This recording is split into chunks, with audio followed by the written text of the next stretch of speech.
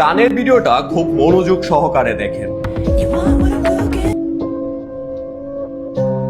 আচ্ছা, গানটার নাম হচ্ছে ক্যাটি প্যারি। এটা খুব বেশি জনপ্রিয় হয় একটা সময় সোশ্যাল মিডিয়াতে। আজ থেকে অনেক বছর আগে গানটা রিলিজ হয়। এখন কথা হচ্ছে গানটাতে দেখানো হয় যে একটা মেয়েকে তারা তাকে ময়দা মাখিয়ে সিদ্ধ করতে নিচ্ছে এবং পরবর্তীতে তারা তার সাথে হচ্ছে বিভিন্ন সবজি টবজি অ্যাড করে তাকে রান্না করছে।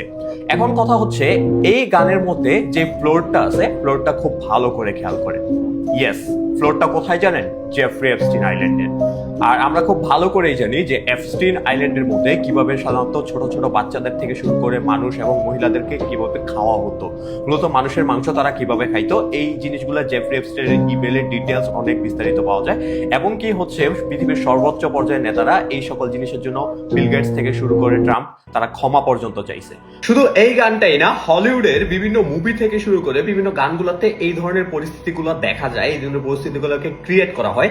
অ্যাকচুয়ালি বাস্তবিক পক্ষে তারা এই বিষয়গুলোকে নরমালাইজ করতে চায়। না হলে এপস্টিন ফাইল ইউএস এর কাছে 2019 সাল থেকে ছিল।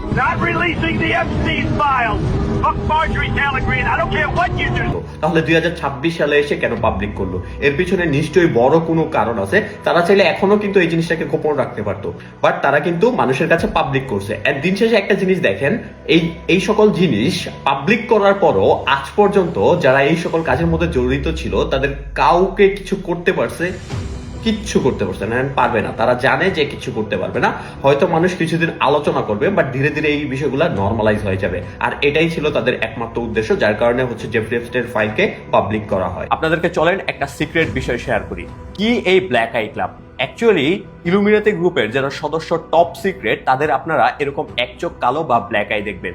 অ্যাকচুয়ালি ট্রাম্পের সাথে মিলার পর থেকেই মানুষের এই ধরনের ব্ল্যাক আই চিহ্নটা দেখা শুরু হয়। আর যখন থেকে তারা ব্ল্যাক আই চিহ্ন তাদের মধ্যে পাওয়া যায়, তখন থেকে তারা খুব বেশি ফেমাস হতে শুরু করে, তারা হচ্ছে ভাইরাল হতে শুরু করে এবং ক্ষমতাশীল, টাকার মালিক, সম্পদশীল হইতে শুরু করে। মূলত তাদেরকে সম্পদ দেওয়া হয়, তাদেরকে পাওয়ারফুল করা হয়, বিকজ তারা তাদেরকে ইউজ করে। আজকে আপনাদের আরো একটা টপ সিক্রেট বিষয় সম্পর্কে বলতে যাচ্ছি। আমেরিকার আগের প্রেসিডেন্ট জো বাইডেন অ্যাকচুয়ালি কোনো মানুষই ছিল না। কথাটা শোনার পর অনেকের কাছে আজগুবি বা আজব মনে হলেও আমার কাছে শুরুর দিকে এমনই মনে হয়েছে। তো জেফ্রি এপস্টিনের ফাইলে অনেকবার মেনশন করা হয়েছে যে জো বাইডেনকে 2018 সালে গুলি করে মেরে ফেলা হয়েছে। তাহলে এই জো বাইডেন যে এখন বেঁচে আছে, তিনি তাহলে কে? অ্যাকচুয়ালি এই জো বাইডেন হচ্ছে একজন হিউম্যান ক্লোন। আর ক্লোন জিনিসটা অনেক আগে থেকে আবিষ্কার হয়েছে। অলরেডি এই সকল জিনিস আস্তে আস্তে পাবলিকলি আসতেছে। অনেক দেশগুলোর মধ্যে অলরেডি হিউম্যান ক্লোন গুলো শুরু হয়েছে। এন্ড একটা জিনিস খেয়াল করবেন, জো বাইডেনের হাঁটার ভঙ্গি খানিকটা রোবটিক, এন্ড তার কথা বলার ধরন, হঠাৎ করে হ্যান্ডশেকের জন্য কেউ না থাকলেও হাত বাড়ায় দেওয়া, হঠাৎ করে পড়ে যাওয়া, সকল কিছু একটু রোবটিক লাগে, মানে একটু আনন্যাচারাল মনে হয়। হতে পারে সেটা বয়স হইলে অনেকের এমনটা হয়, বাট বাস্তবিক পক্ষে আসলেই কি জো বাইডেন একজন মানুষ ছিল কিনা, নাকি জো বাইডেনকে ক্লোন করে তার বদলে অন্য কাউকে রিপ্লেস করা হয়েছে? আমরা অনেকবার শুনে আসছি, অনেক নিউজ মিডিয়া থেকে অনেক সর্বোচ্চ পর্যায়ের নেতারা দাবি করে আসছিল যে তারা তাদের সোলকে বিক্রি করে দেয়। The President of the United States just said that I insulted Jesus. You want to know what insults Jesus? Israel controls us. They control the Congress. They control the Senate. And actually আমেরিকার president আসলে আমেরিকার কোনো president না, তারা হচ্ছে ইসরায়েলের president. Israel দ্বারা নিয়ন্ত্রিত হয়। আমেরিকার অনেক গভর্নর থেকে শুরু করে অনেকে এই বিষয়গুলোকে স্বীকার করছে।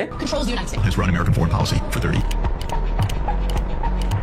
Israel is in control of our government. The government of Israel controls the United States. Israel has run American. এই ভিডিওগুলোতে বলা হয়েছে যে ট্রাম্পও তার সোলকে বিক্রি করে দিয়েছে জিজুসের কাছে।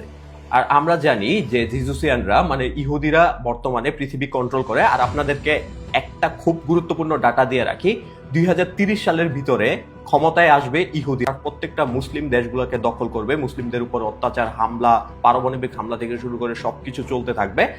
বিকজ তাদের টার্গেট হচ্ছে মুসলিমদের নিধন করে থার্ড টেম্পল নির্মাণ করা। থার্ড টেম্পল নির্মাণ করার মাধ্যমে তারা গ্রেটার ইসরায়েল গঠন করবে এবং হচ্ছে ইহুদি শাসন ব্যবস্থা প্রতিষ্ঠা করবে।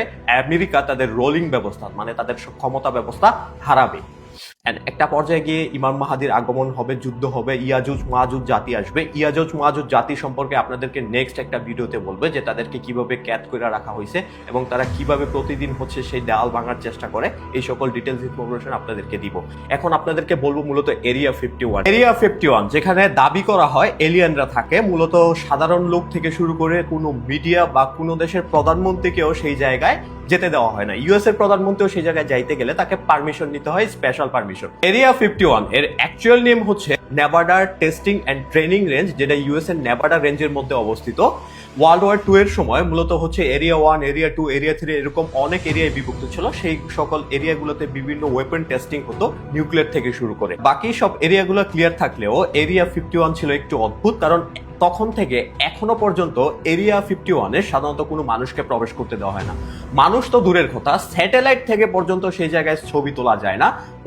ওর 10 কিলোমিটার আশপাশ দিয়ে কোনো প্লেন পর্যন্ত উঠতে পারে না, মানুষ তো দূরের কথা। এরিয়া 51 নিয়ে কেন এত রহস্য? বিকজ দাবি করা হয় সেই জায়গায় এলিয়েন আছে। এন্ড আপনারা খুব ভালো করে জানেন যে ইউএস এর আগের যে প্রেসিডেন্ট বারাক ওবামা একটা ইন্টারভিউতে স্বীকার করছে, ইয়েস, এলিয়েন এক্সিস্ট করে। Are aliens real? They're real, but I haven't seen them. And alien exist করে এমনটা যে শুধু তারা স্বীকার করে আসতেছে, ব্যাপারটা এমন না। অনেক গুপ্ত বিশেষজ্ঞ আছে যারা এগুলো নিয়ে অনেক দিন ধরে কাজ করে আসে এবং তারা দাবি করছে যে হচ্ছে এলিয়েন আছে। Are people watching us? Yes. Are there aliens? Yes. শুধু তাই না, আমাদের ধর্মগ্রন্থের মধ্যেও এলিয়েন সম্পর্কে বলা আছে। সূরা শুরার 29 নম্বর আয়াতে উল্লেখ করা হয়েছে, বলা হয়েছে আল্লাহ এই আকাশমণ্ডলীয় পৃথিবী সৃষ্টি করিয়াছেন এবং এই দুয়ের মধ্যে তিনি সকল জীবজন্তু ছড়াইয়া দিয়েছেন। কোরআন বলছে এই পৃথিবীর বাইরেও জীবজন্তু আছে। আল্লাহ জীবজন্তু ছড়িয়ে দিয়েছেন আকাশমণ্ডলীয় পৃথিবীর মাঝে, যে এই পৃথিবীর বাইরে জীবন রয়েছে। তবে যেহেতু কোরআনে আছে আমি সেটা বিশ্বাস করি। হতে পারে 2-1 বছর পরে বিজ্ঞানীরা আবিষ্কার করলো যে পৃথিবীর বাইরে জীবন আছে। মূলত এরিয়া 51 নিয়ে কোস্ট টু কোস্ট এক রেডিও চ্যানেলের মধ্যে লাইভ টাইমে একটা লোক কল করে সে এরিয়া 51 সম্পর্কে ভয়ঙ্কর কিছু ডাটা দেয়।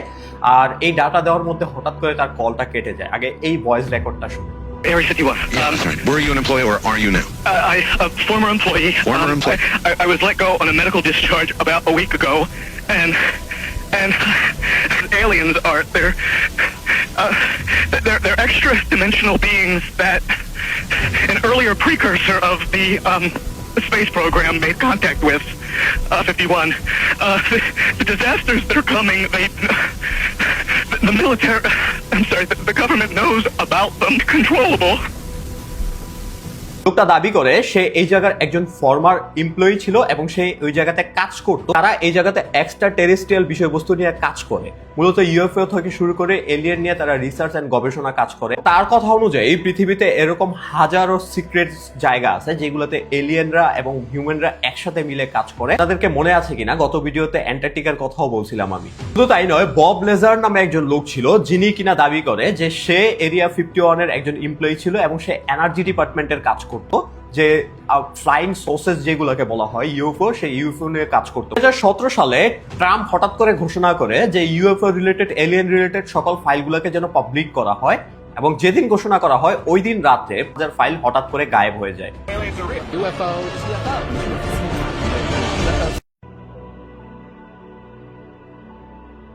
বিষয়গুলো আপনাদের কাছে কাকতালীয় মনে হতে পারে, বাট এর পিছনে নিশ্চয়ই কোনো রহস্য তো রয়েছেই। সালটা ছিল 1947 হচ্ছে 24শে জুন। ইউএস এর একজন ফর্মাল প্রাইভেট পাইলট ক্যাথার্ড আর্নল্ড তিনি দাবি করে যে তিনি 9টা ইউএফও কে উড়ে যেতে দেখছে এবং যাদের গতি ছিল 1200 কিলোমিটারেরও বেশি। তাদেরকে গত ভিডিওতে গ্রেট ওয়াকিং ম্যাপের নাসা কাভার আপ, মূলত যেই ওয়াকিং ম্যাপ থেকে সবকিছুকে ধীরে ধীরে সত্য হইতে দেখা যায়। এক্সট্রিম আইল্যান্ডও মূলত হচ্ছে গ্রেট ওয়াকিং ম্যাপের একটা অংশ, যেটা 2017 সালে পাবলিক হয় এবং হচ্ছে ধীরে ধীরে এই সকল জিনিসগুলোকে কনস্পাইরেসি থিওরি থেকে রিয়েলিটিতে রূপ নিতে দেখা যায়। বাট নেক্সট ভিডিওটা শিওরলি হবে নিকোলা টেসলাকে নিয়ে। আপনার কাছে একটা রিকোয়েস্ট থাকবে, আপনারা আমাকে ফলো করেন আর না করেন, ভিডিওগুলোকে অন্তত শেয়ার করেন যাতে বেশি থেকে বেশি সংখ্যক লোককে সচেতন করা যায়।